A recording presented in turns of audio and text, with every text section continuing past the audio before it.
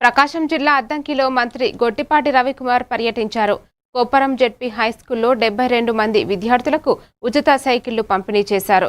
విద్యార్థుల అభ్యర్థన మేరకు డైనింగ్ హాల్ మంజూరు చేస్తున్నట్లు తెలిపారు.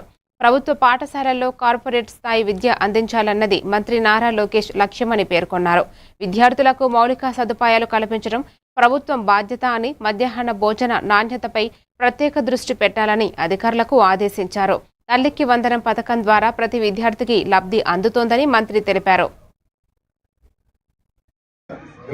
మీ ఊర్లో ఇచ్చిన 70 సైకిల్తో కలిపితే దాదాపు 11,040 సైకిల్ ఇచ్చాం మనం ప్రభుత్వ పాఠశాలలో చదువుకున్న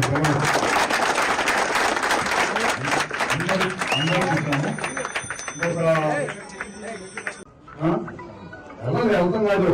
కంప్లైంట్ పోయినసారి స్కూల్కి వచ్చే చెప్పాను మీకు అక్కడ పదలేదు చెప్పాను. అమ్మటే పైకి కాదు రాకూడదు, మాటే రాకూడదు. సరేనా? ఓకే అండి.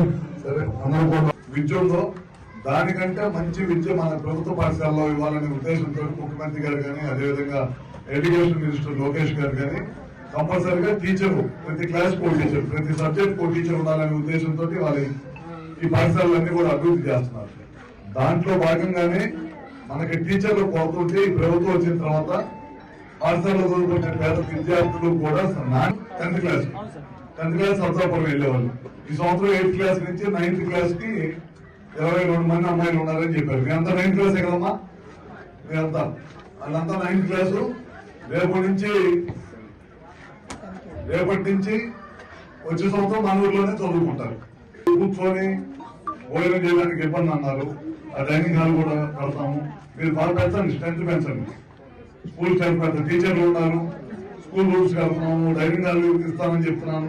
కాంపౌండ్ వాళ్ళు ఆల్రెడీ డబ్బులు వచ్చినాయి. మళ్ళీ మీకు బుక్స్ ఇస్తున్నాం సరైన టైంలో.